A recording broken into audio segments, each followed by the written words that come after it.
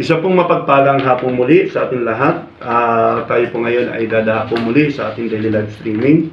Salamat po muli sa pagkakataon na ako po ay maging bahagi sa pag-aaral ng ating salita ng Diyos sa ating daily live streaming kada alas 5 ng hapon. Una po ay nagpapasalamat po ako sa ating mentor na si Pastor Berbotial, kasama ng kanyang butihing asawa na si Pastor Hasmin at ang kanyang mga anak. Ako po ay nagpapasalamat sa platform na binigay sa akin na makapagturo ng salita niya.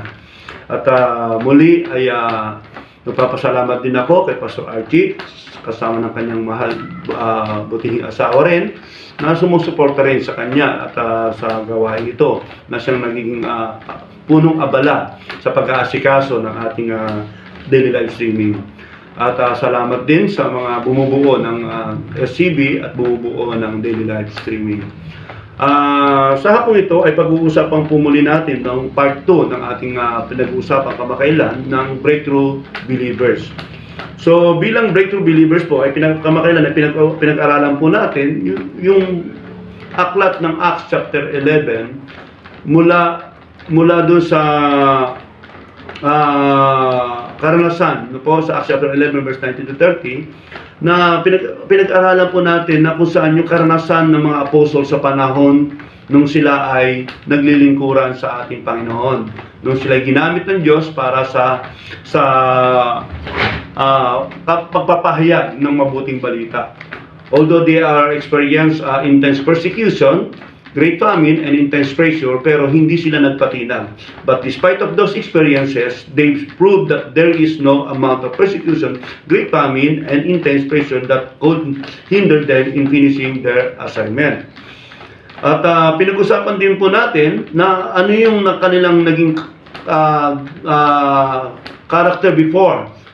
Nung nangyari yun, they love the ability to move under intense pressure, allowing God to fashion their character and grace because they are not chocolate soldiers who melts under the heat of the sun. At talaga namang pinakita nila na hindi sila mga chocolate soldiers, no? Matapos ng intense pressure, matapos ng great famine, pero hindi naging lisensya para hindi sila maging pagpapala. They are new breed in the lives of Daniel. Pinag-usapan din po natin na kung saan sa buhay ni Daniel ay naging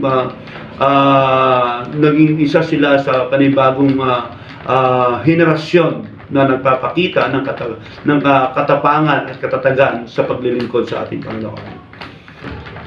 Tingnan po natin, no, na isa pa rin po sa napag-usapan din po natin dito na they love the ability to move under intense pressure, allowing them to fashion their character and race because of the training na kanilang nare-receive during their time na sila ay na sakop ng Babylons na kung saan ay si Haring Nabucodonosor ay nagkaroon ng pagnanasa na magkaroon ng mga leader sa bagong henerasyon na kung saan ay dumaan sa tinatawag na training, no? Yung buhay nila Daniel. Bakit ano ba ang purpose nito, no? Ang purpose nito is to be more accurate in serving King's Court, no po? Para maging more accurate sila, no? Sa panahon nila para maging more accurate sila sa kanilang paglilingkuran sa hari. But in our present time, ang purpose ng training po, kagaya pa ng sinasabi sa 2 Timothy chapter 3 verse 16 to 17, to be thoroughly equipped, po, thoroughly equipped. So dito, to become more accurate in serving God, no? Para maging more accurate po tayo. Pinag-usapan po natin yan. And isa pa sa pinag-usapan natin, to become more strong and effective leader someday. Kapatid, hindi ka magiging strong leader kung hindi ka dadaan sa matinding paghubog. Kung hindi mo pagdadaanan yung paghubog at talagang gusto mong pumasa agad sa isang klase ng pagsubok, ay nang hindi ka dumaan sa mga matitinding paghubog ng pastor mo, paghubog ng mentor mo, paghubog ng mga taong nakapaligid sa iyo, kapatid, hindi ka magiging epektibo. And to be more accurate and to be more strong and effective, you need to undergo training, no? Huwag po nating isa walang bahala ang paghubog nito dahil ito po yung magdadala sa ating destiny para maka-breakthrough. Ito po ang dahilan kaya tayo hinuhubog ng ating Panginoon sa pamamagitan ng kanyang salita is para lalo tayong maging epektibo. Kumbaga sa isang sundalo, maging epektibo tayong mandirigma, no? Mandirigma na kung saan talagang hindi po tayo patitinag kahit anong matinding kalagayan ng buhay ay magpapatuloy po tayo sa ating paglilingkod sa ating Panginoon. Ano pa? To be more trustworthy than before. Tulad nga po ng naituro po sa atin ni Pastor Wilbert, no, na ang pagiging good is reward po ay hindi lang po nakabase sa pagbibigay lang po ng pagkakaloob o ng tithes. Alam niyo po, isa po sa nakita ko po na para maging mabuti ka rin katiwala ng ating Panginoon ay yung kalagayan na kung saan ay tayo po ay marunong mag-honor sa mga taong nagbibigay sa atin ng ating spiritual nourishment. Hindi lang po yung pagka-tithes. Hindi lang po yung pagkakaloob. Dito, to become more trustworthy than before, yung mga bagay na pagkakaloob natin sa Diyos ay hindi lang sa paraan ng pagbibigay ng ating 10%. Kundi sa paraan na kung saan alam mo kung paano mag-honor sa mga taong ginamit ng Diyos para sa iyo. Alam mo paano mag-honor sa mga career ng grace mo. Alam mo kung paano mag-honor sa mga taong nagbibigay ng support sa spiritual na buhay sa iyo. Ganyan din naman, hindi lang po sa pagbibigay, kundi sa ministeryo yung pinagkatiwala ng Lord sa iyo. May pastor o walang nakatingin sa iyo, may mentor o walang na may nakatingin sa iyo, may tao o wala na may nakatingin sa iyo, maglilingkod ka sa Diyos. Ang paglilingkod sa Diyos ay hindi isang bagay na masasabi natin pakitang tao lamang. Ang paglilingkod sa Diyos ay ito ay kagalakan o oportunidad na dapat magkaroon ng kagalakan sa puso natin na paglingkuran talaga ang Panginoon. May tao man o wala, may nakakakita man o wala, may mang pastor o wala sa paligid, may leader man o wala sa paligid natin, maglilingkod pa rin tayo sa Diyos. So, ano pa? Sa trabaho. Sa trabaho natin, sa mga trabaho, paano tayo nagiging mabuting katiwala? Paano tayo magiging trustworthy? Pumasok ka ng maaga. Umuwi ka ng tamang oras. Kung hindi man ikaw ay umuwi ng tamang oras na saktong oras, kung kinakailangan lagpasan mo, kung meron mang pagkakataon na kailangan matapos mo ng mabilisan yung trabaho, na madadaanan yung oras, malalagpasan yung oras ng pagtatrabaho mo. Alam niyo po, yung pagiging bond servant, napakahalaga po. Iba po yung nagtatrabaho sa circular na trabaho na naghahangad ng sweldo, naghahangad ng kita, naghahangad ng kanilang 8 hours na pagtatrabaho. Pero ang mga anak ng Diyos, ang mga breakthrough believers ay hindi po, ito yung mga bond servant na kung saan ay ang mga taong ito ay hindi lang sila nagtatrabaho because of salary, but they are working dun sa kanilang ginagawa na voluntarily. May sweldo man o wala, ginagawa nila ito para sa Panginoon at hindi para sa tao. Ano pa? Hindi lang po sa trabaho, sa pag-aaral. Sa pag-aaral po, pwede po rin po na magamit din po yung pagiging mabuting katiwala natin sa pag-aaral. Ako po ay nagturo po sa church na pinagkatiwala ng Diyos sa aking authority, na kung saan binaba ko po sa church na kung ikaw ay nag-aaral, ang pangungopya ay bahagi po ng pagnanakaw. Bahagi po ng pagnanakaw. Bakit po? Kasi kinokopya mo yung sagot, ninanakaw mo yung sagot mula doon sa kaklasmate mo, doon sa teacher na nagturo sa iyo. Kasi during that time na siya ay nagtuturo, hindi ka nakinig. During that time na siya ay nagbababa ng mga katuruan para ikaw ay matuto, pero hindi ka nakinig. Kaya ano nangyari? Umasa ka sa kaklasmate mo na ninanakaw mo yung sagot doon sa kaklasmate mo para doon sa teacher mo. Nagbigay ng oras at panahon ang guro para ikaw ay maging epektibong estudyante, pero dahil sa ugali na kung saan ay hindi tamad kang mag-aral, tamad kang mag-search ng mga dapat mong i-search at mag-aral ng dapat mong pag-aralan, at umasa ka doon sa sagot ng classmate mo, yun po ay bahagi po ng pagnanakaw. So, hindi ka nagiging mabuting katiwala. Kaya kung ikaw ay estudyante, kapatid, huwag mong hasahan ang sagot sa tabi mo. Huwag kang umasa. Magsikap ka, mag-aral ka. At tandaan mo sa pag-aaral mo at sa pagsisikap mo, tulad nga po na napagdaanan po natin, meron kang dapat pagbayaran bago ka maging matagumpay. In order for us to become more accurate and more strong and effective and more trustworthy, kapatid, gamitin mo ang salita ng Diyos bilang warning sa iyo para makapamuhay ka ng matuwid sa harapan ng Diyos.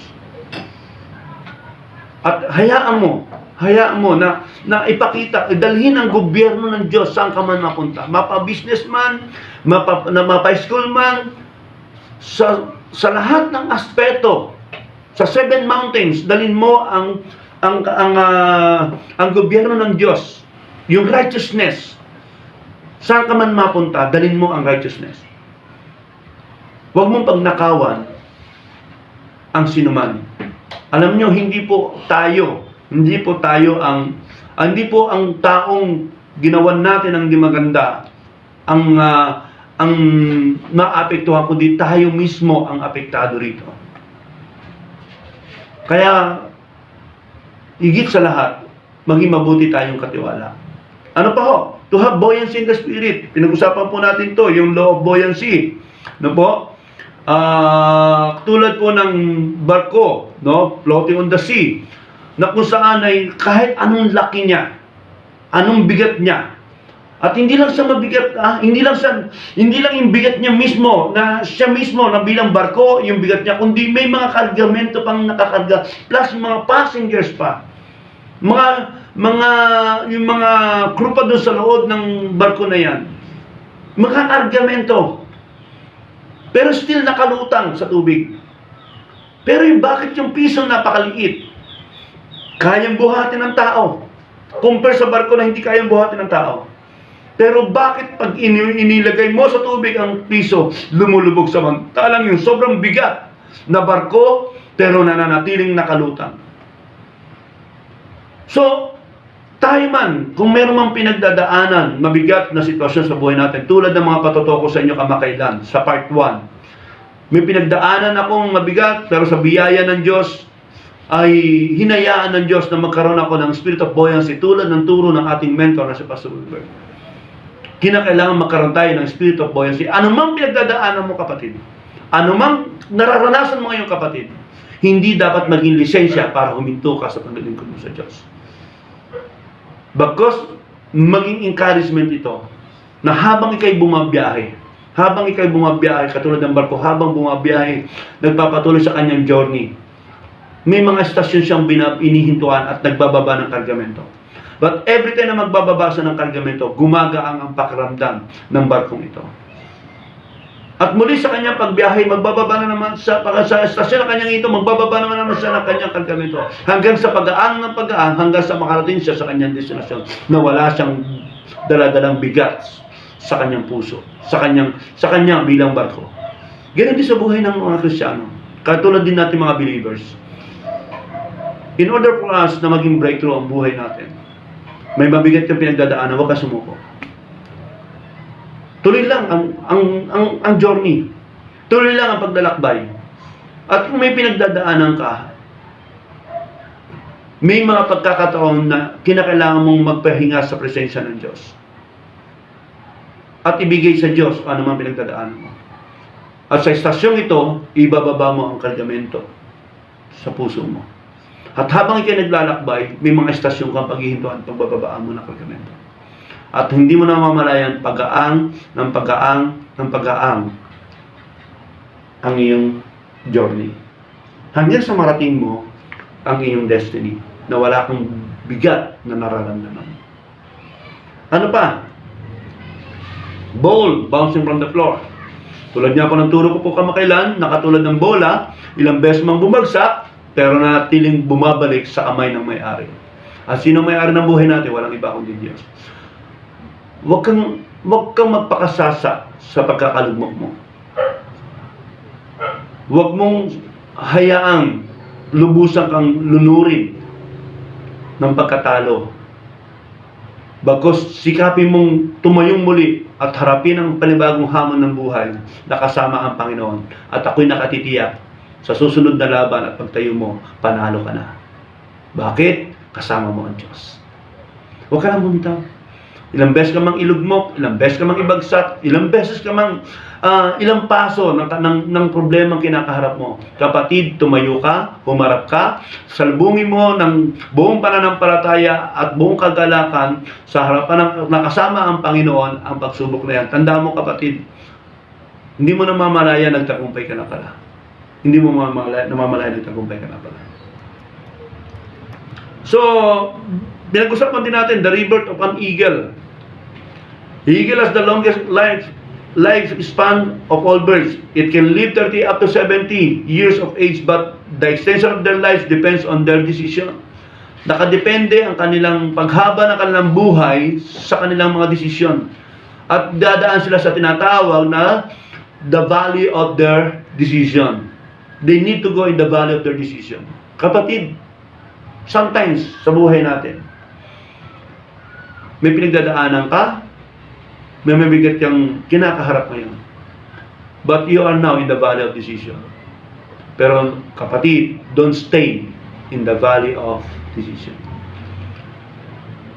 Alam niyo po, una ko pong napakinggan tong valley of decision na sa ating mentor, nakita ko po na talagang marami po talagang mga lingkod ng Diyos o mga Kristiyano na matagal bago makapag-desisyon. Kasi bakit? They enjoy to stay in the valley of decision. Pero tulad ng agila, bagamat nandun sila sa valley of decision, hindi sila nanatili doon, bagkus ay nag-decide sila sa tinatawag na they need to undergo to the process of changing. Kailangan nilang pagdaanan ang proseso ng pagbabago. Anong kailangan gawin? Tulad ng agila, sisikapin itong lumipad sa pinakamataas na parte ng bundok,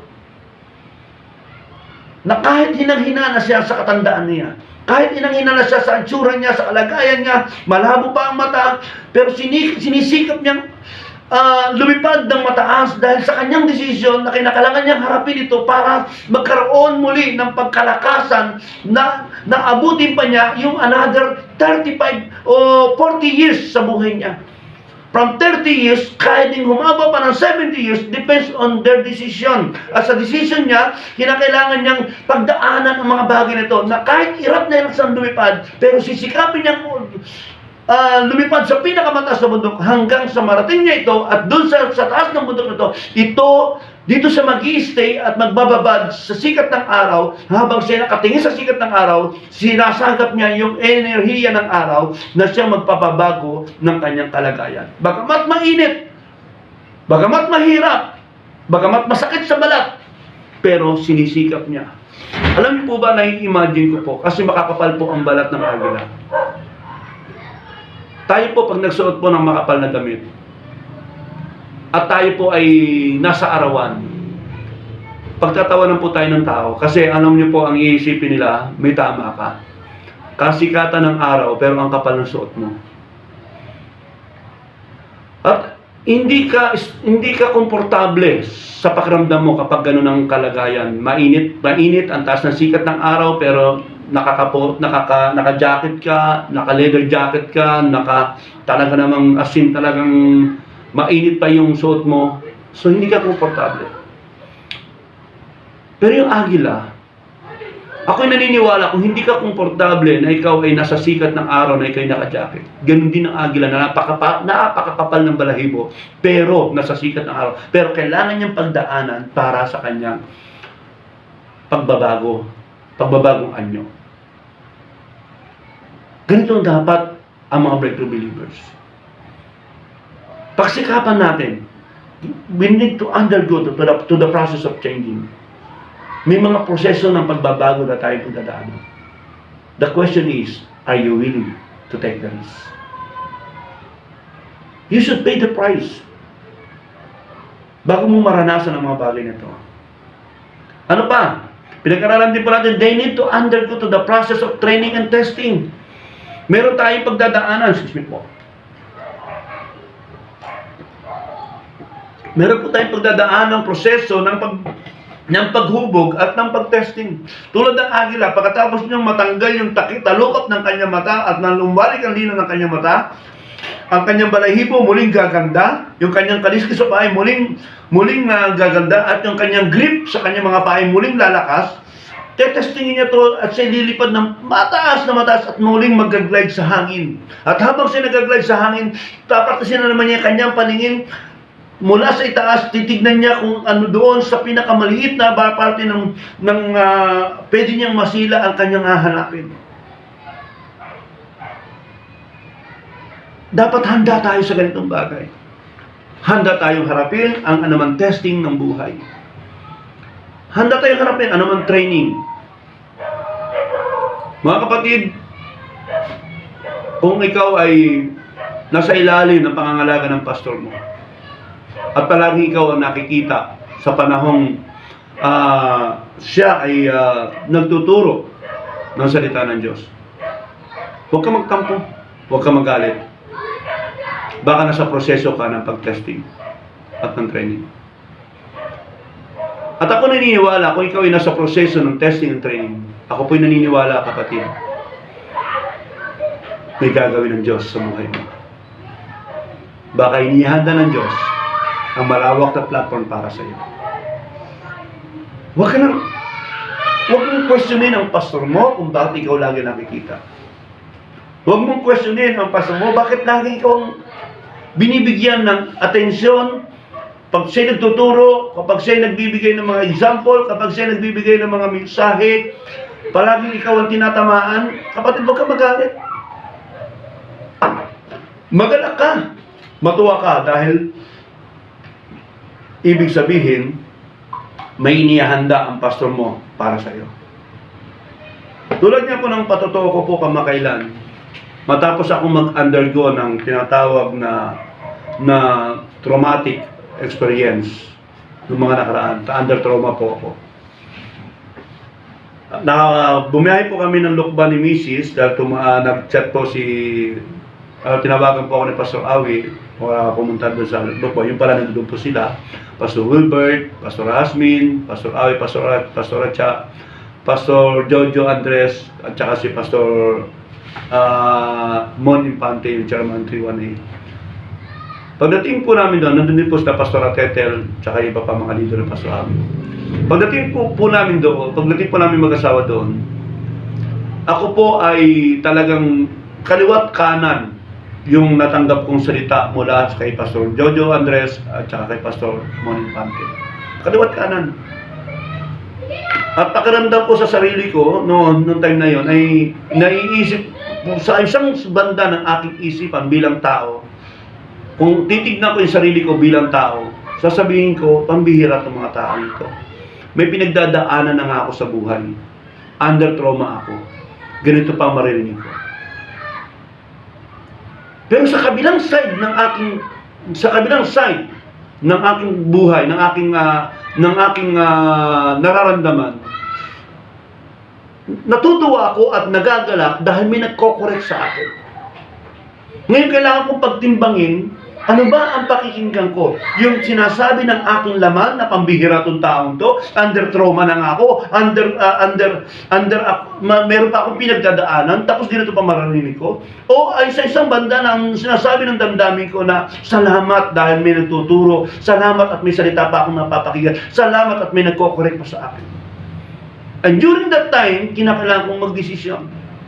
Nandun ako sa tinatawag na valley of decision. Magpapatuloy ba ako o mag-i-stop na lang? Kung ako mag-i-stop, ano ang magiging consequences? Ano ang magiging resulta? Pero sa biyaya ng Diyos, purihin ang Panginoon. Dumating ako sa process of changing. Kinakailangan ayusin ko yung sarili ko, baguhin ko yung sarili ko. Kinakailangan tanggapin ko yung salita para mahubog ako. At sa panahon ako'y nakakarinig ng salita, the more napapakinggan ko mga masasakit na salita ito, the more na nagkakaroon ng tibay at lakas ng loob na harapin ang panibagong hamon ng buhay. Dahil dun sa pananampalataya na ako ay mayroong mga taong nagtuturo at nagsasalita ng ganitong klaseng salita sa akin. At kailangan kong unawain, isipin na baka oo nga. Kaya nila nasasabi ito dahil meron nga talaga silang nakikita sa akin. So kailangan kong tanggapin. At doon ako pumasok sa decision na kung saan tanggapin ang lahat ng ito para sa pagbabago ng buhay. Pagbabago ng aking pananaw, ng aking isipan, at ng aking puso.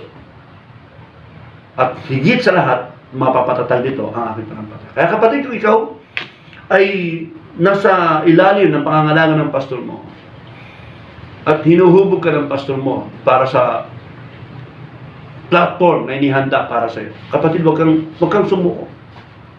Huwag mong questionin ang ginagawa ng pastor mo. Dahil alam ko na kaya niya ito ginagawa dahil meron siyang nakikita na kaya mong gawin pagdating ng araw. Ano pa?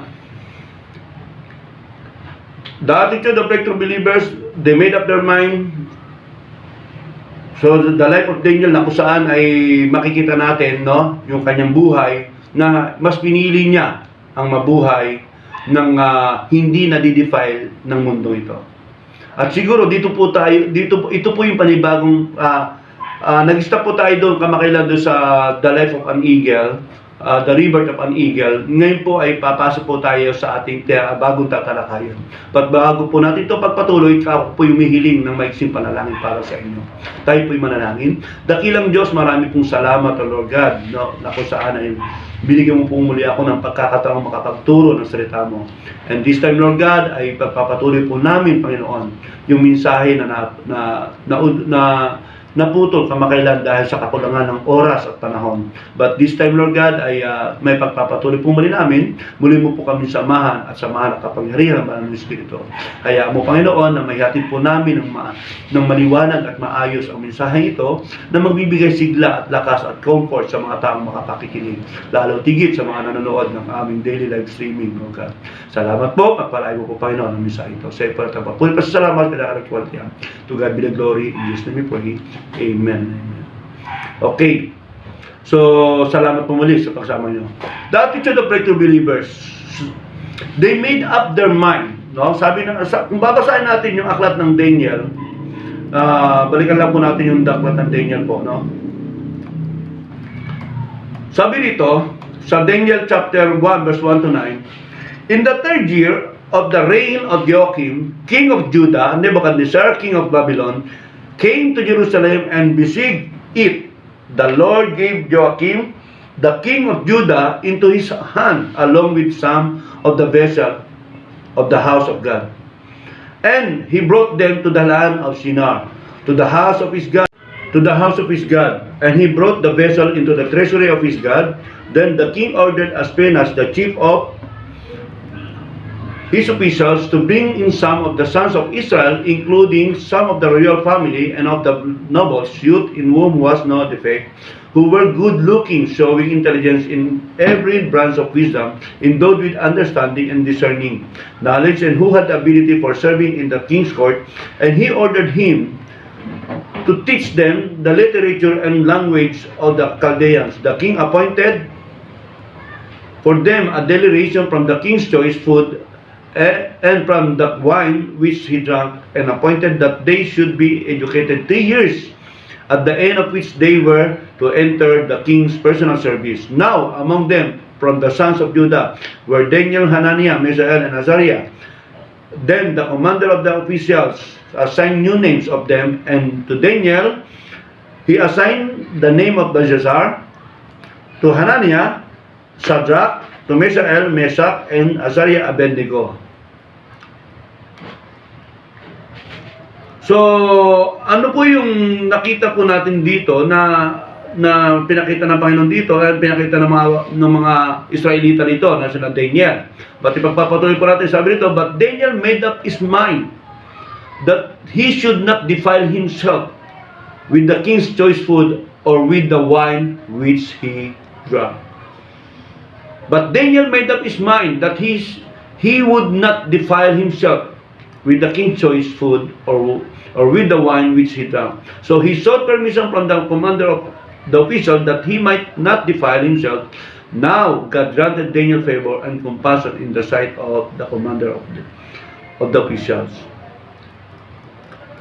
So mga kapatid, nakikita po natin dito na kung saan nabuo sa isipan ang isang tunay na breakthrough believers ay meron nang nabuo dapat sa isipan niya ng isang bagay na hindi dapat makaapekto sa kanyang paglilingkod sa Diyos. Tulad ni Daniel. Sabi ito, not to eat the food of the king. Basahin po muna ito, but Daniel made up his mind that he would not defile himself with the king's choice food or what the wine which he drank.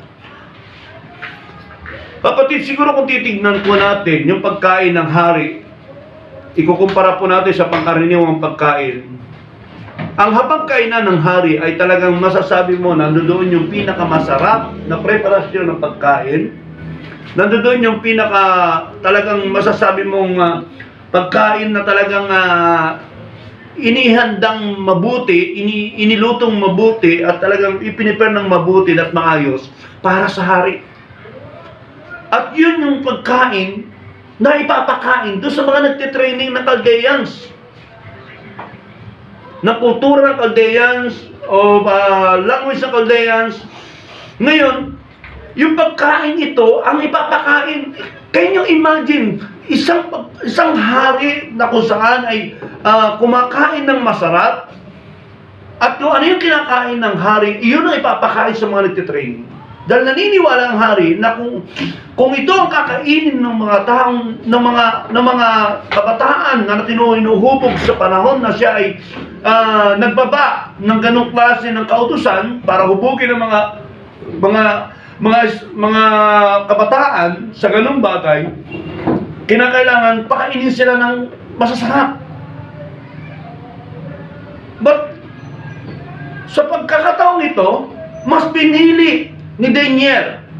Kumbaga, bago pa lang nangyari na siya ay pakainin ng pagkain ng hari, buo na sa kanyang isipan na huwag madala o ma-defile ng pagkain ng hari ito. Kapatid, sa pagkakataon na tayo ay may pinagdadaanan sa buhay, madalas ang ikinababagsak ng marami dahil sa kanyang naranasan ay ang tukso sa paligid. Tukso na kung saan ay hikayatin ka muli ng mundo sa mga masasarap na bagay na dati mong ginagawa noon. At kung kailan kami pinagdadaanan, dito pa nagkakaroon ng struggle sa buhay mo, kung papaano ikaw ay merong kinakaharap, siya namang din marami pumapasok sa isipan mo, ano ba ang dapat mong gawin? But ang tunay na breakthrough believers, buo na sa kanyang isipan na huwag magpadala sa ganong klase ng mga tukso, sa ganong klase ng mga udyok, sa ganong klase ng mga susol ng mundo. At manatili ka sa kinatatayuan mo bilang isang lingkod at nananampalataya sa Diyos. Ano pa? Noah. Kung titignan po natin, did not entertain the discouragement of the people in his time, but he made up his mind to obey God, to build the ark. Even if it's illogical. Kahit magulo sa isipan niya. So tingnan po natin, isipin na lang po natin kung paano ang isang Noah ay utusan na gumawa ng arko sa ibabaw ng bundok. Di ba kung iisipin mo, Nakakalito eh. Anong dahilan? Bakit dito ko sa ibabaw ng mundo kung kayo na kailang gumawa ng arko na samantalang ang tubig nasa baba? Na pwede naman din, doon na lang ako sa baba gumawa para saktong-sakto. Pag itetestingin ko, yung ginawa ko na kung walang tulo o walang tagas, ay matatesting ko at doon mismo may tutulak ko siya sa tubig. Kaya lang, dahil sa inutos ng Diyos na doon siya sa bundok gumawa, na hindi niya alam kung anong purpose, kaya illogical siya, sinunod pa rin niya. At kung babasahin natin ang Genesis chapter 6 verse 5 to 18 to 22, ang sabi dito, then the Lord saw that the wickedness of man was great on the earth, and that every intent of thoughts of his heart was only evil continually. The Lord was sorry that he had made man on the earth, and he was grieved in his heart. The Lord said, I will not blot out man whom I have created from the face of the land, from the man to animals to creeping things and to birds of the sky. For I am sorry that I have made them. But Noah found favor in the eyes of the Lord. These are the records of the generation of Noah. Noah was a righteous man, blameless in his time. Noah walked with God. Noah became the father of 3 sons, Shem, Ham, and Japheth. Now the earth was corrupt in the sight of God, and the earth was filled with violence. God looked on the earth, and behold, it was corrupt. Behold, it was corrupt, for all flesh had corrupted their way upon the earth. Then God said to Noah, the end of all the flesh has come before me, for the earth is filled with the violence because of them. And behold, I am about to destroy them with the earth. Make for yourself an ark of copper wood. You shall make the ark with rooms, and shall cover it inside and out with pitch. This is how you shall make it. The length of the ark 300 cubits, its breadth 50 cubits, and its height 30 cubits. You shall make a window for the ark and finish it to a cubit from the top, and set the door of the ark in the side of it. You shall make it with lower, second, and third decks. Behold, I am bringing the flood of water upon the earth to destroy all the flesh, in which is the breath of life from under heaven. Everything that is on the earth shall perish. But I will establish my covenant with you, and you shall enter the ark, you and your sons and your wife and your sons' wives with you. Thus Noah did according to all that God had commanded him, so he did. Kapatid, sa panahon ni Noah, hindi pa nakakaranas sa mga tao ng tag-ulan. Kaya ako'y naniniwala, even Noah, hindi niya maintindihan ito eh. Nagugunawi niya ang mundo sa pamamagitan ng malakas na ulan, ng tubig. Hindi nga siya nakakita ng baha, hindi pa nga siya nakakita ng anumang klase ng patak ng ulan mula sa langit. Dahil ang halaman noon ay nabubuhay sa pamamagitan lamang ng stream ng water sa lupa. But sa panahon ni Noah ay wala pa talagang hindi pa sila nakakakita ng klase ng ulan o pagbaha, dahil sa panahon na yon ay talagang bago lang para sa kanilang pandinig yung salitang baha. Kaya talagang kahit sino ay hindi paniniwalaan yung salitang yon, dahil sa pagkakataong yun ay talagang hindi pa nga nila nararanasan na magkaroon ng ulan, baha pa kaya. Kaya grabe ang pang-uusik na ginawa kay Noah noong mga time na yon, dahil bukod sa arkong ginagawa sa bundok, sino ba naman ang hindi matatawa kung ikaw man ay nasa kalagayan ng ganung sitwasyon, gagawa ka ng arko sa ibabaw ng bundok, samantalang ang tubig nandito sa baba. Tapos sasabihin pa ni Noah na gugunawin ng mundo sa pamamagitan ng tubig, ng pamamagitan ng baha. Hindi pa nga sila nakakakita ng baha. Hindi pa sila nakakaranas. Kaya, but even if illogical itong kalagayang ito sa panahon ni Noah, sinikap pa rin ni Noah ang gampanan, gawin accurately yung assignment na pinagagawa ng Lord sa kanya. At ano po yun? Imagine, maggawa ka ng arko sa baba ng bundok. Kung hindi mo muna iintindihan, sundin mo lang, gawin mo lang. Tulad ni Noah, hindi niya naiintindihan kung bakit siya pinagagawa ng arko sa baba ng bundok. Dahil naniniwala siya, no, sa kanyang pananaw bilang tao, dahil sa kanyang pangunawa bilang tao, ay ang barko, ang arko ay ginagawa malapit sa tubig. But iba ang pananaw at kaalaman ng Diyos, ang katalinuhan ng tao ay kamangmangan lamang sa harapan ng Diyos. At may purpose kung bakit siya sa bundok pinagagawa. Kung ikaw man ay nasa sitwasyon ni Noah, magtataka ka at magtatanong. Kung hindi mo alam ang purpose, maaaring kikwestiyonin mo ang Lord, Lord, bakit? Bakit dito? But this time, hindi kinwestiyon ni Noah si Lord. Bagkus ginawa niya ang kanyang assignment, bukod sa kanyang paggawa, sa kabisihan niyang paggawa ng arko, hindi pa rin siya nagpadala sa kanyang kabisihan, bagkus nagmumagawa siya ng arko, at the same time, nangangaral siya, nagpipreach siya ng righteousness sa mga tao. Bagamat pinagtatawanan siya dahil sa nakakita yung arko ginagawa sa ibabaw ng bundok, kasasabihin mo pa sa mga tao na hindi pa nakaranas ng bagyo, hindi pa nakaranas ng pagbaha, hindi pa nakaranas ng kahit patak o ambon man lang, sasabihin mo sa kanilang gugunawin ng mundo sa pamamagitan ng tubig. So, katakot-takot na katatawanan ang naranasan nito ni Noah sa mga tao. Katakot-takot na pag-uusig.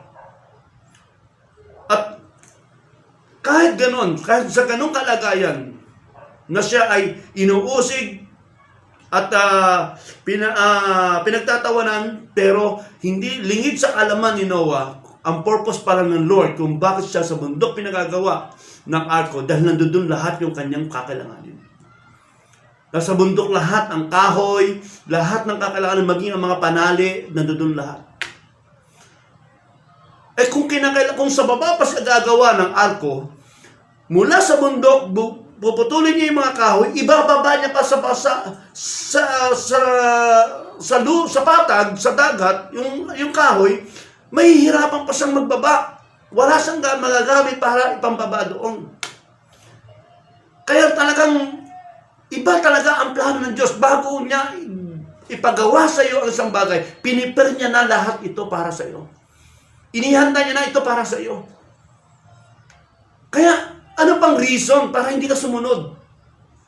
Ano pang reason para hindi mo gawin ang pinagagawa ng Lord siya? Dahil bago niya iutos ang isang bagay, bagamat illogical, pero gawin mo lang, maniwala ka lang, hakbangan mo lang, pero naniniwala ako na inihanda ng Lord lahat ng provision para sa bagay na yan.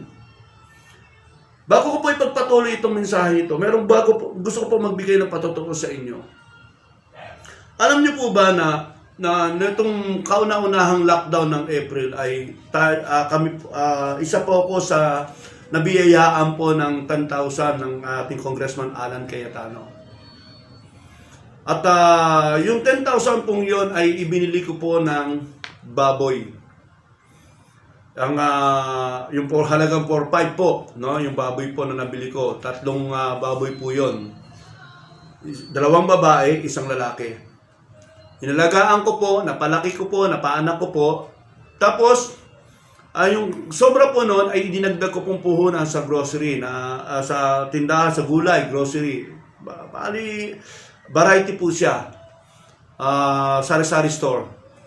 Kasi may gulay, may baboy, may manok, may grocery po ang aming tindahan. Idinagdag ko po doon. So, sa madaling salita, naging puhunan din po yun. Ngayon, dumanas po ako ng ganung problema po financially ditong kamakailan. At sa biyaya po ng Diyos ay napagtagumpayan ko po dahil sa biyaya at sa grasya ng Panginoon na ibinigay ng Panginoon sa atin para mapagtagumpayan ito.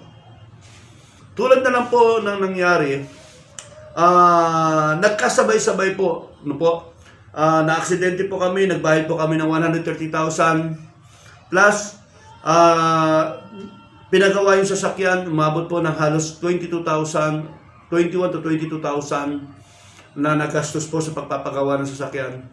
Nagkasabay pa po na yung sa pagpapagawa po ng sasakyan, kinakailangan bumili po ako ng materyales na para sa ilaw ng sasakyan na nagkakalaga ng 6,500. Sa 6,500 na yon ay hindi pa ho doon nagtapos. Kinailangan pang buhusan yung slab at biga ng aming bahay na pinagagawa dahil yung forma nakatayo na, nakaporma na po lahat, nakaset up na po lahat yung forma. Kaya lang tuloy-tuloy po yung pag-ulan at pag hindi po ito nabuhusan, sisirain po ng ulan yung forma ng biga at ng slab. Kaya nagkasabay-sabay po. Kailangan ko pong magbayad ng 8 tao. At sa 8 tao na yun, yung isa po doon ay 500 a day at ang 7 tao po doon ay 400 a day. Nag-overtime pa po ng hanggang alas 10. But before nangyari po iyon, nananalangin ako sa Lord, Lord, ano po bang gagawin ko? Sabay-sabay po itong nangyayari. At habang po ako nandoon sa talyer na pinagagawa ng sasakyan, dahil bumili po ako ng ilaw po, 6,500. Tapos kinabukasan, kinakailangan magpabuhos po ako ng biga at slab na may forma na po kasi, kaysa masira yung forma at lalong maraming masayang, na kailangan po talagang mabuhusan. Pero ako po ay nagme-meditate na nagtatanong sa Lord, Lord, ano po ba ang gagawin ko? Nagrema sa akin yung mensahe ni Pastor Wilbert doon sa babaeng balo na lumapit kay Elisha na siya ay may asawang propeta. At ang asawa niyang propeta namatay ng punong-puno ng utang at ang tanging kabayaran ay ang dalawang anak na lalaki nitong babaeng balong ito. At ang unang katanungan ay namutawi sa bibig ni Elisha, ano ang meron sa iyo? Biglang nagrema sa akin yun. Sabi ko, oo nga, anong meron sa akin? So habang nasa daan ako papauwi, iniisip-isip ko, anong meron sa akin?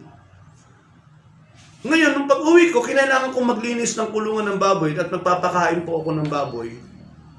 At sa ginagawa ko po kasi, magpapakain muna ako bago habang nagpapakain po ako, nililinis ko po yung kulungan ng baboy. Itong aking alagang baboy na tinuring na po namin pet dahil parang aso po, napakalambing at talagang dumidikit-dikit po sa amin. At naging parang aso nga po kung natatandaan nyo po, nag-post po ako sa Facebook na feeling aso itong baboy na ito. Ay hiningi po ito ng anak ko nung siya dumating na sabi niya, pa baka mayroong baboy dyan na pwedeng katayin para iyan niya sa mga bisita niya. Sabi ko meron dito pero hindi ako magkakatay. Kung ako magkakatay, hindi ko kakayanin kasi napamahal na sa akin itong baboy na to. At yung pagkatapos noon ay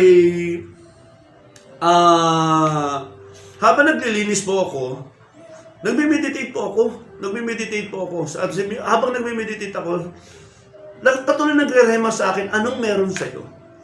At habang nagre-rema sa akin, anong meron sa akin? Dikit ng dikit itong baboy sa akin. Talagang ginigit-git niya yung paa ko, yung umaano siya sa katawan ko. Habang naglilinis ako, sinaway ko siya. Sabi ko, parang nagbugaw ko ng aso na dikit ng dikit. Ngayon, pagtingin ko sa kanya, sabi ko, ikaw pala ang meron ako. Ikaw pala. So, pagkasabi ko, ikaw pala meron sa akin, nakapag-decide agad ako, nasabi ko, ikaw ang, kailangan mong magsakripisyo. Ngayon, kailangan kong labanan yung feeling na na-attach ako doon sa hayop na yun kasi nga naging maamo siya na sobrang bait na talagang palagi siyang dikit ng dikit sa akin. Kaya nung time na yun, sabi ko, ikaw pala ang kailangang isakripisyo para makasurvive kami sa pangangailangan. Ang biyaya ng Diyos, hinatay po namin yung baboy na siyang pinambayad po namin sa tao at dagdag na rin po para may pamilya rin po namin na meron po kaming may pantinda po na kahit pa unti-unti po ay makasurvive po kami. At sa biyaya po ng Panginoon, salamat po doon sa rema ng Lord na anong meron sa iyo. So, nangyari po yung sitwasyon yun, yung pinipir ng Lord, yung pagkakaroon ko po ng baboy nung nakarampang taon, ng kauna-unahang lockdown, na siyang gagamitin pala ng Panginoon sa panahon ngayon na kami ay nagkaroon ng kinakaharap na matinding pagsubok. and sa biyaya ng Panginoon. Glory to God, dahil sa baboy na inihanda ng Panginoon para sa amin, unti-unti po kami ngayong nakaka-recover at nakaka-breakthrough na muli sa aming kalagayan. Kaya po, ang sa mensahe nito ay buhay na buhay, hindi lang po sa akin, kundi sa pamilya ko po. Basahin nga po natin ang Genesis chapter 6, verse 5 to 18:22. Then the Lord saw that the wickedness of man was great on the earth, and that every intent of the thoughts of his heart was only evil continually. The Lord was sorry that he had made man on the earth, and he was grieved in his heart. Nagsisi ang Panginoon dahil binigay na ng Lord yung pangangailangan ng mga tao, pero hindi naging ungrateful ang mga tao ng mga time na yun. Nanatili pa rin sila sa kasalanan. At ang sabi nito, the Lord said, I will blot out man, whom I have created from the face of the land, from the man to animals, to creeping things, and to the birds of the sky, for I am sorry that I have made them. Imagine. But Noah found favor in the eyes of the Lord. Yes, ito maganda. Sa kabila ng wickedness, sa kabila ng na nakapalibot ng mga wicked people, nanatiling righteous si Noah. These are the records of the generation of Noah. Noah was a righteous man, blameless in his time. Noah walked with God. Hallelujah. Noah became the father of 3 sons, Shem, Ham, and Japheth. Now the earth was corrupt in the sight of God, and the earth was filled with violence. God looked on the earth, and behold, it was corrupt, for all flesh had corrupted their way upon the earth. Then God said to Noah, the end of all flesh has come before me, for the earth is filled with violence because of them. And behold, I am about to destroy them with the earth. Make for yourself an ark of gopher wood. You shall make the ark with rooms, and shall cover it inside and out with pitch. This is how you shall make it. The length of the ark 300 cubits, its breadth 50 cubits, and its height 30 cubits. You shall make a window for the ark, and finish it to a cubit from the top, and set the door of the ark in that side of it. You shall make it with the lower, second, and third decks. Behold, I am bringing the flood of water upon the earth to destroy all flesh, in which is the breath of life. From under heaven, everything that is on the earth shall perish. But I will establish my covenant with you, and you shall enter the ark, you and your sons and your wife and your sons' wives with you. Thus Noah did according to all that God had commanded him, so he did. Kapatid, kahit illogical kay Noah, ginampanan pa rin ni Noah ang kanyang assignment, and praise the Lord, hindi lang si Noah. Bagamat si Noah lang ang nakitang righteous, blameless, lumalakad sa kalooban ng Panginoon, but God allowed his family to be with him sa loob ng ark para maligtas because of the righteousness of Noah. Kapatid, kung pinagpapala ang pamilya mo, bagamat sila'y unbeliever, kapatid, hindi sila pinagpapala, ikaw ang dahilan kung bakit nakakaranas ng pagpapala ang pamilya mo. Ang tinitignan ng Diyos doon, ikaw.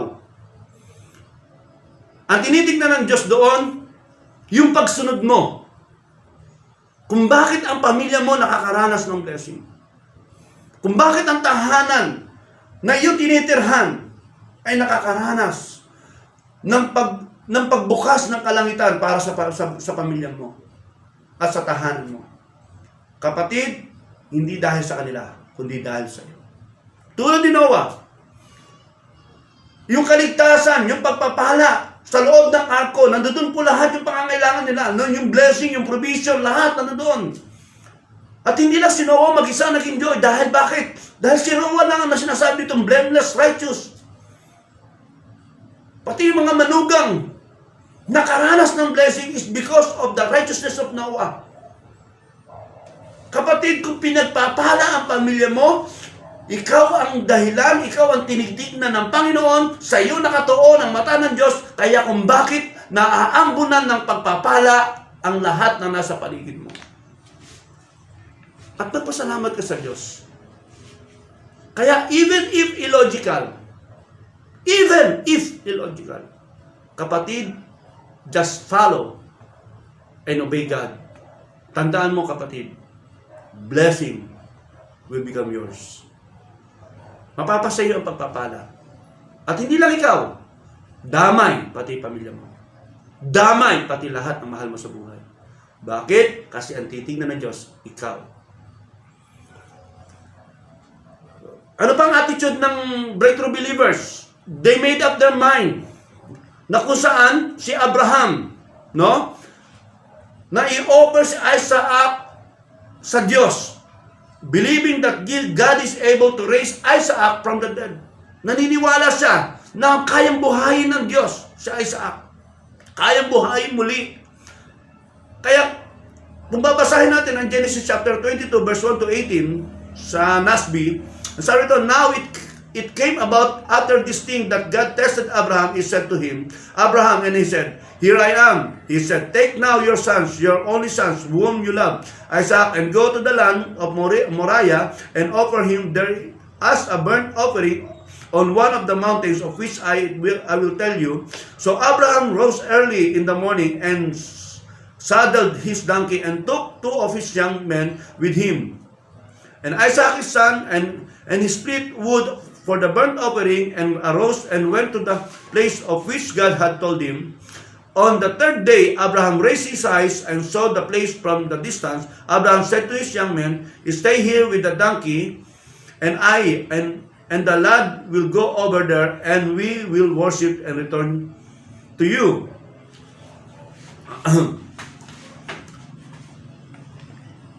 Abraham took the wood of the burnt offering and laid it on Isaac his son, and he took in his son and fire and the knife. So the 2 of them walked on together. Isaac spoke to Abraham his father and said, my father. And he said, here I am, my son. And he said, behold, the fire and the wood, but where is the lamb for the burnt offering? Abraham said, God will provide for himself the lamb for the burnt offering, my son. So the 2 of them walked together. Then they came to the place of which God had told him. And Abraham built the altar there and arranged the wood and bound his son Isaac and laid him on the altar. On top of the wood, Abraham stretched out his hand and took the knife to slay his son. But the angel of the Lord called to him from heaven and said, Abraham, Abraham. And he said, here I am. And he said, do not stretch out your hands against the lad, and do nothing to him. For now I know that you fear God, since you have not withheld your son, your only son, from me. Then Abraham raised his eyes and looked, and behold, behind him, and ram caught in the thicket by his horns. And Abraham went and took the ram and offered him up for a burnt offering in the place of his son. Abraham called the name of that place, the Lord will provide. As it is said to this day, in the mount of the Lord it will be provided. Kapatid, dito makikita po natin sa istoryang ito. Kung ako ama, ako po'y sobrang attached. To be honest, magpapakatotoo po ako sa inyo. Sobra po akong attached sa family. Lalo tigit sa anak ko. Doon po, kahit po ako ay hindi pa mananampalataya, salingin mo na ako, wag lang ang anak ko. Kasi noong mga time na yon, oras na magalaw mo lang ang anak ko, talagang grabe yung galit ko. Grabe na ang galit ko. One time, naalala ko ang istorya noong time na ang anak ko ay tinakbo ko sa ospital. Si AJ po noon. Si AJ ay nakagat po ng pusa at saka, kung bakit na naman nagkasabay-sabay. Matapos siyang makagat ng aso, tapos naglaro pa ng pusa, sanabayan pa ng kagat at kalmot ng pusa. So, dalawang rabies na yung natanggap ng anak ko. Meron po akong motor noon na naalala ko po noon yung badya po naming motor ay sinakay ko po din ako, tatakbo po namin sa hospital. Nagkataon naman, pagdating sa may crossing, nabangga po kami ng kotse. Nasagi po, hindi po naman po bangga talaga na nasagi po kami, bumagsak kami magkama. Kaya pagbangon ko, pagbuhat ko sa anak ko, tinabi ko lang yung anak ko, nagdilim yung paningin ko nung makita ko yung driver. Walang kabog-kabog, ginulpi ko yung driver, binugbog ko yung driver. Kaya, nung magkita kami sa ospital, nandoon yung driver, kasi nakiusap yung may-ari ng sasakyan na isettle na lang, wag na lang magpatawaran na lang, at parehas naman din na nagmamadali. Pero sa kalagayan po namin, dahil meron akong dapat itakbo sa ospital, na-delay dahil doon sa na dapat maturukan yung anak ko ng anti-rabies at saka tetanus. Ngayon, pagdating doon sa ospital, nagkasabay pa kami sa ospital nung binugbog kong driver. Dinala nung may-ari ng sasakyan ng kotse. At pagdating doon, at hindi sinasadya, binayaran nung may-ari ng sasakyan yung aming bill dun sa pagkaka-injection ng anak ko, dun sa pagkakagat. Bagamat nabugbog ko na, yung driver nila, ginawa pa nung may-ari ng sasakyan, binayaran pati yung bill ng anak ko. Kaya, sobra ako natuwa dahil nakagulpi na ako, binayaran pa yung bill namin. pero sa biyaya ng Panginoon, sa totoo lang, to be honest, sobra akong attached sa family. Kaya nung time na yon talagang masaling mo na ako, galawin mo na ako, wag lang anak ko. Kaya dito sa kalagayan to ni Abraham, nag-iisa lang eh. Ako may 3 anak. Isa lang ang masaling, sobra na akong emotional. Pero, kung meron akong 3 anak, meron akong pagbabalingan pa ng ibang pagmamahal ko. Dito kay Abraham, nag-iisang anak. Plus, may pangako pa ang Diyos dito sa batang ito eh. May pangako pa. May binitawan pa ang Diyos. May covenant pa ang Diyos sa batang ito kay Isaac. Tapos sasabihin ng Panginoon, dalhin mo ang anak mo at i-offer mo sa akin. Ako bilang ama na nakapakinig ng pangako ng Panginoon sa batang ito, at ito pa ang kauna-unahan kong anak sa edad ko na 100 years, nagkaroon ako ng anak, hindi ba mas lalo akong attached sa aking magiging anak? Dahil ito'y anak mula sa Diyos na may kalakip na pangako. Iingatan ko to. Poproteksyonan ko to.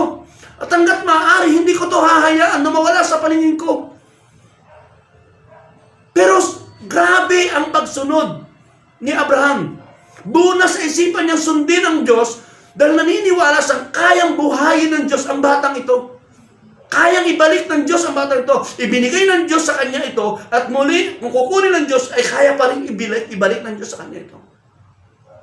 Kaya nung mga panahon na yun, sa edad na 100 years, nagsikap si Abraham na pumunta sa Mount of Moriah, na maglakad mula doon sa kanyang kinanggalingan, naglakbay ng 3 araw hanggang sa marating sa Mount of Moriah. Pagdating sa Mount of Moriah, saka i-offer sa Isaac, na mismo si Isaac, nung tinatalian, ito pa nakaka-bless eh. Ito pa po nakaka-bless. Si Isaac, 17 years old, according to the Bible scholar. Ngayon, anong lakas ng isang 17 years old at anong lakas ng isang 100 years old? Noong mga panahon na si Abraham noon ay 100 years, palagay ko, sa edad mo nga na 70, 60, mahina na ang tao ngayon eh. Sa panahon natin ngayon. Siguro kung may lakas pa noon si Abraham po, ay kung may lakas pa po siya, ay hindi na kasing lakas ng kagaya ng dati, nung siya'y bata pa. Kaya kung mamemorsa si Isaac, bakit ako tinatalian mo? At magpipipiglas, kaya ni Isaac pumiglas, gano'n ba namang itulak na si Abraham at tumakbo ng mabilis?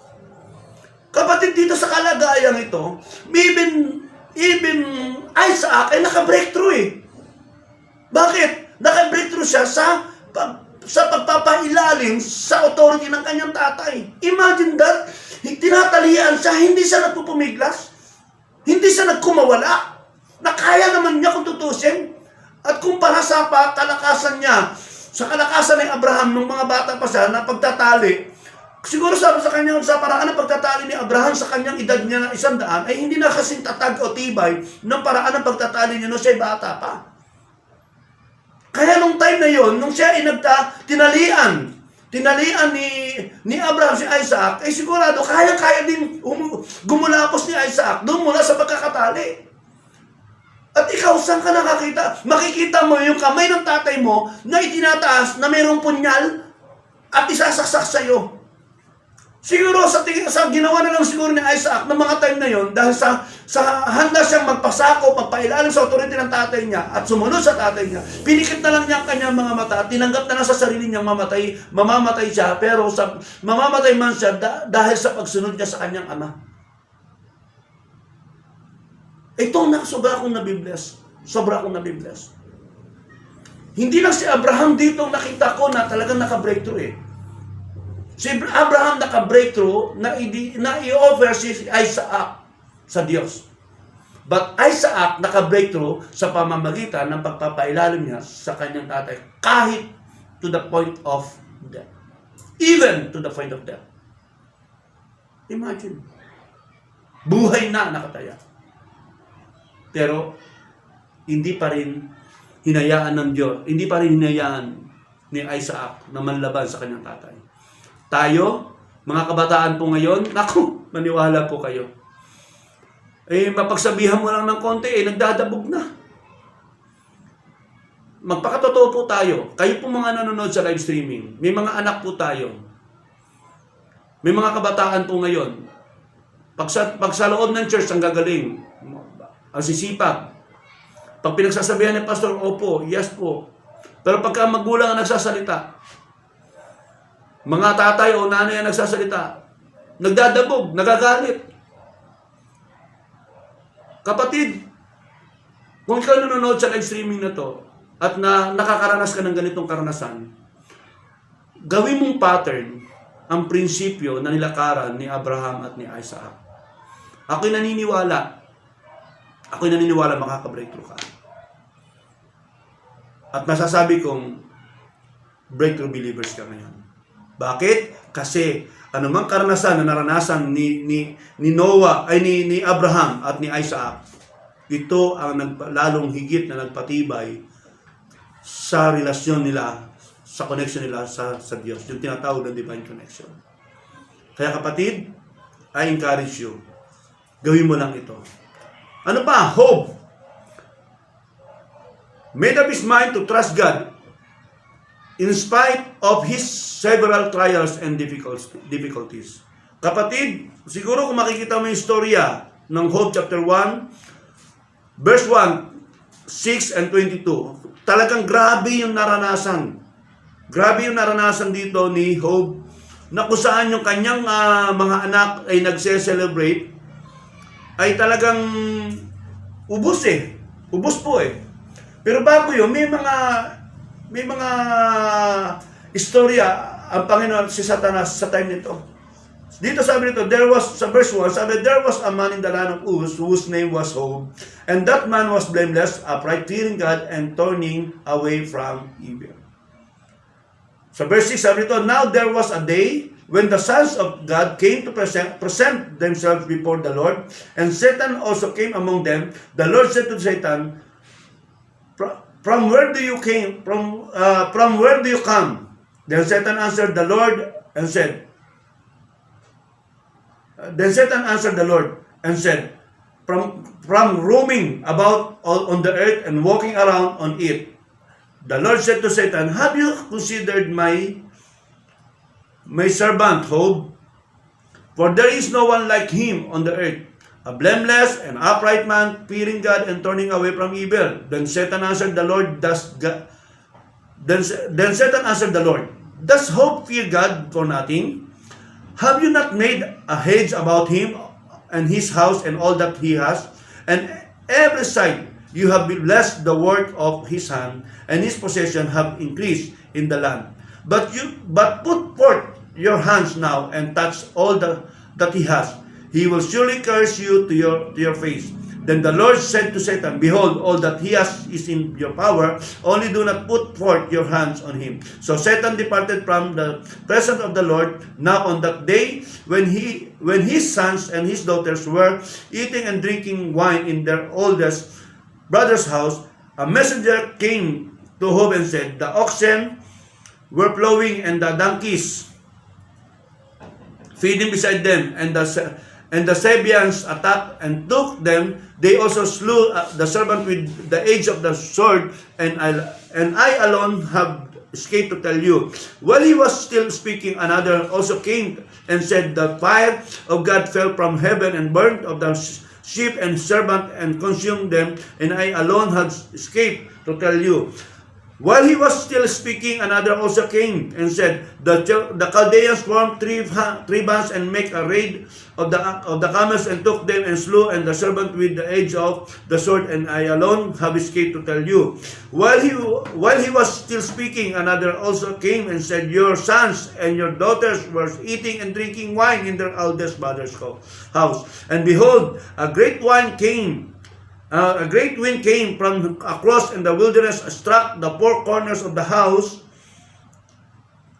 and it fell on the young people, and they died, and I alone have escaped to tell you.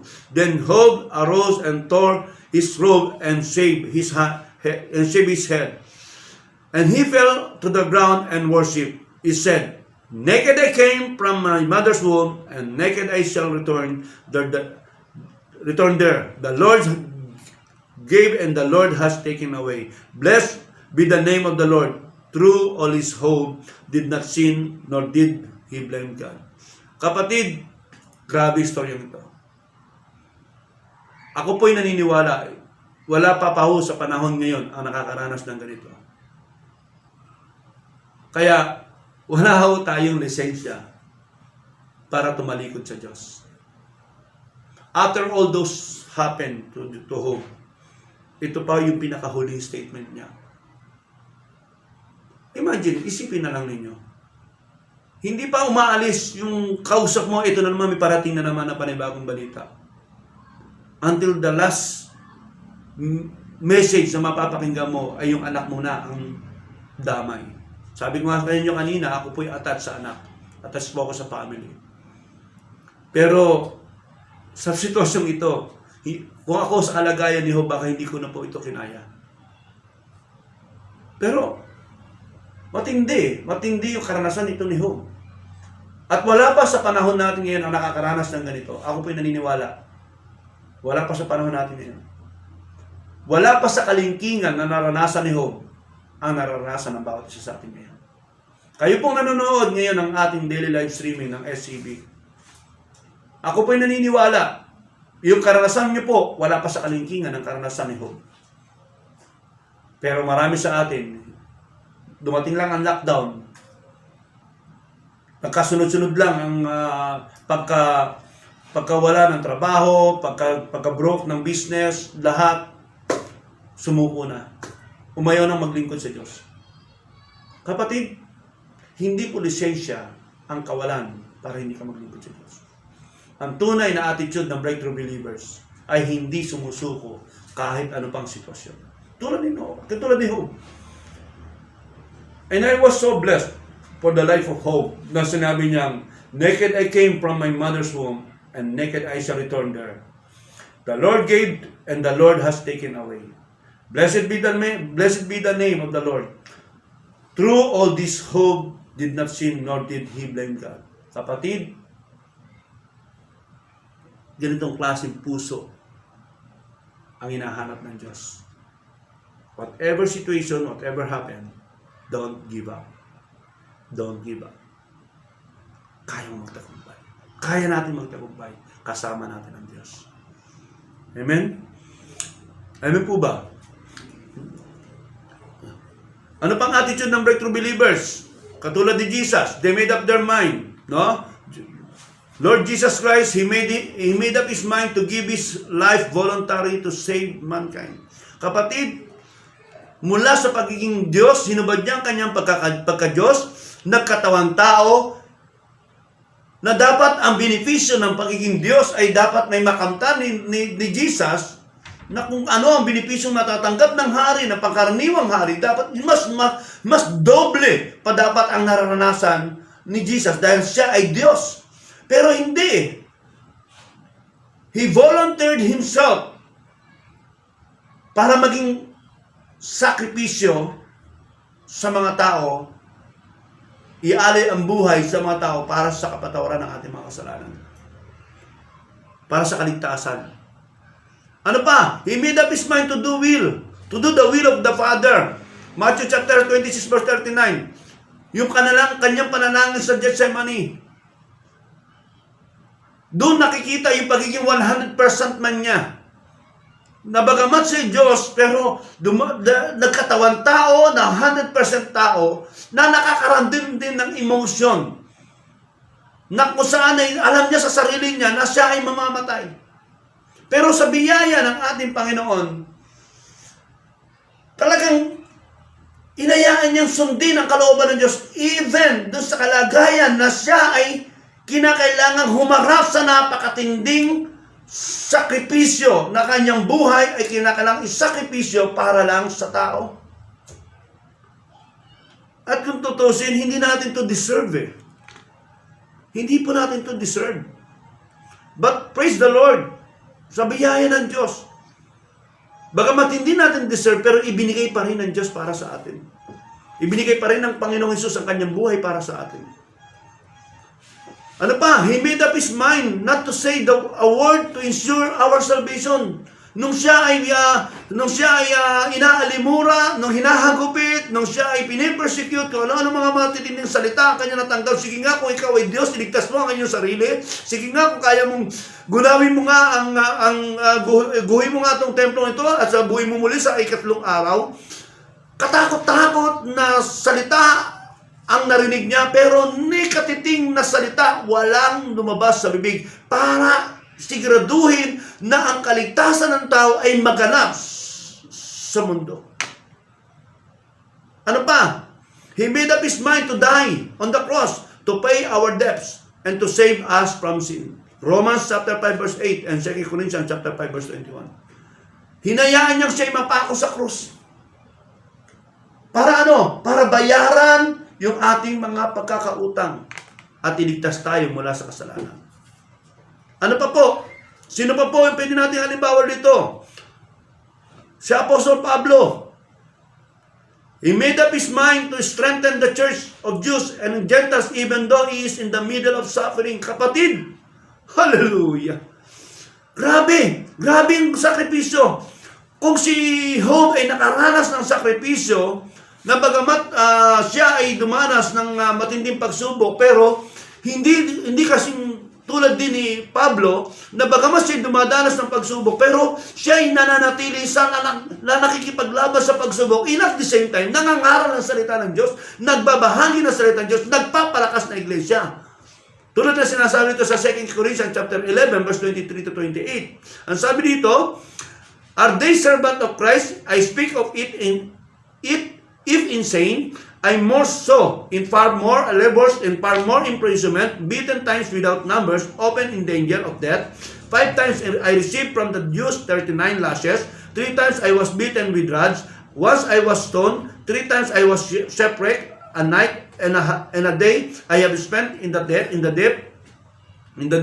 I have been frequent journeys, in dangers from rivers, dangers from robbers, dangers from my countrymen, dangers from the Gentiles, dangers in the city, dangers in the wilderness, dangers on the sea, dangers among false brethren. I have been in labor and hardship through many sleepless nights and hunger and thirst, often without food, in cold and exposure. Apart from such external things, there is the daily pressure upon me of concern for all the churches. Kapatid, imagine that. Ikaw, kapatid, naranasan mo na ba ito? Kung naranasan mo ang naranasan ni Pablo, kapatid, ngayon din, kinocongratulate kita. At sasaluduhan kita. Bakit? Kasi, kung naranasan mo ito ni Pablo at naranasan mo, at nagtagumpay ka, kapatid, you will become an example. Pwede kang maging halimbawa. Pero alam ko, kapatid, itong karanasan ni Pablo, compare sa karanasan natin ngayon, hindi pa ito eh. Yes, totoo po, kamakailan po, nung ako po ay bago-bago pa lang po mananampalataya, nakaranas po ako ng pag-uusig. Hanggang sa nahampas nga po ako ng rugby sa ulo. Yung nga po, doon ko rin po naramdaman na ang rugby pala sa umpisa ay malamig, pero pagdating ng time na para itong asido na kayang makaluto ng balat. Pero, biyaya ng Diyos. Compare sa karanasan ni Pablo, wala sa kalingkingan na naranasan ko. Even din sa karanasan ko ngayon, na napagdaanan ko po ngayon kamakailan, napagdaanan po ng pamilya ko kamakailan, hindi pa ako nangalahati man lang eh. Hindi nga po nag-1/4 eh. Pagpiling na natin itong karanasan nito, ni Pablo, manliliit tayo. Bakit? Kasi tayo konting kibot, konting problema, suko agad. Samantalang ito si Pablo, grabing karanasan. Katakot-takot na pagpalo, parusang naranasan niya. Na bagamat yung salita ng Diyos ang kanyang itinuturo, pero sa kabila ng kanyang pagtuturo ng salita ng Diyos, taliwas sa kanyang pangaring may pangaral ng mabuting balita, sa kanyang natatanggap. At maraming beses pang nalagay sa panganib ang kanyang buhay. At ito pa nakakabless kay Pablo. Kahit nakakulong, hindi naging hadlang ang rehas para ipagpatuloy niya ang pagsusulat ng encouragement sa mga apostol na nasa labas. Sa mga believers na nasa labas. Kapatid, this is the kind of attitude of a breakthrough believers. This is the attitude, these are the attitude of breakthrough believers. Kapatid, masarap ang mabuhay na meron ka nitong klase ng kalagayan sa buhay. Alam nyo, kung makabreakthrough tayo sa ating pinagdadaanan, ang sarap. Ako po ay natutuwa sa nangyayari po ngayon sa amin. Kanina lang po ay nailabas ko na po ang sasakyan. At praise the Lord, ay makakapamili na po mali kami. Bagamat alam ko po na ako po ay meron pang dapat pagbayaran. Pero ako po ay naniniwala na mariresolba din po lahat ng mga ito. At napakabuti ng Diyos. Bakit? Kasi kanina, nung paglabas ng sasakyan, nakaramdam po ako ng pag-asa na kung saan, salamat dahil pagkaraan ng halos 1 buwan na hindi ako nakapaghanap buhay, talaga namang grabe ang sakripisyo at pagko-cost cutting namin maging sa pagkain, sa lahat ng gastusin. Talagang tinipid namin ang aming mga sarili para lang makasurvive po kami sa 1 buwan na wala kaming income. Kaya salamat sa Diyos. Maraming salamat sa Diyos. Salamat din sa mga leader ng church na nagtulong-tulong para suportahan din kami. Punuan yung aming mga pangangailangan. Salamat din sa mga kapastoran na tumulong din sa akin. Noong mga panahon kami ay, nung panahon ako po ay dumanas ng matinding karanasan na kailangan kong may pagbayaran ng 130,000. Ako po ay nagpapasalamat sa 318 Alliance na sumuporta po sa akin. Pagpalain po kayo ng Diyos. And I declare na ibalik ng Diyos more than to your expectation. Siguro dito ko muna po tatapusin ang mensaheng ito. At for the next meeting po, for part 3 po, ay pag-uusapan po natin ano yung naging resulta matapos nito na makita yung karanasan ng mga breakthrough believers. Ano ba yung mga naging attitude nila? Ngayon, ano yung resulta sa ginawa nila? So, next meeting po ay sa ating pong part 3 po ay pag-uusapan po natin ito. Ngayon po, ako po ay nagpapasalamat sa panahon at oras na inyong pinagkaloob para makapakinig ng mensaheng ito at pagpalain po kayo ng Diyos. Tayo po lahat ay yumuko at manalangin. Panginoon, maraming pong salamat sa pagkakataong ito na kami po ay nabigyan ng panibagong platform na makapagbahagi ng salita mo. At sa hapong ito, Ama, ang dalangin ko, pagpalain mo lahat ng nanonood ng daily live streaming at nawa, Lord, ay naging pagpapala sa kanila ang mensaheng ito. Hindi lang po naging pagpapala, naging encouragement para sa kanila. Kaya Lord, I pray and I declare na pagpalain mo ang bawat nakapakinig at maranasan nila ang isang karanasan na kung saan nakita nila ang tagumpay ng buhay na kung saan ikaw ang may dala, Panginoon. Kaya maraming po salamat at I declare, Father God, Lord, yung the power to prevail and the grace to govern sa buhay ng mga tao na lumalakad ngayon sa ganitong karanasan. Lord, I pray na ma-prevail nila at mag-govern nila ang lahat ng mga bagay nito. Maraming po salamat, pagpalain mo po, Panginoon. Salamat po rin po, Panginoon, kay Pastor Wilbert na nagbigay sa akin ng pagkakataon na makapagturo sa SCB. Salamat din kay Pastor Archie, sa kanyang asawa, kay Pastor Rasmin, sa suporta na kung saan ay ginawa nila ang kanilang mga kamay para suportahan ang gawain ito, lalo tigit, Panginoon, ang ministeryong ito. Sa pagkakataon ito, ako po sobrang nagpapasalamat. Ang dalahin ko, pagpalain po sila. Pagpalain mo po, Panginoon, at higit na sila ay patuloy na makaranas ng sobrang Panginoon na pagsama mo, O Diyos. At pagbukas ng kalangitan ng God. Kaya maraming po salamat. Continue to bless everyone. Continue to bless us. Sa lahat ng pagpapalala sa salamat. To God be the glory. In Jesus' name we pray. Amen. Amen. God bless po sa inyo lahat. Were you blessed with the message today? If so, please like, subscribe, and hit the bell button below for updates. Thank you for watching and see you next streaming.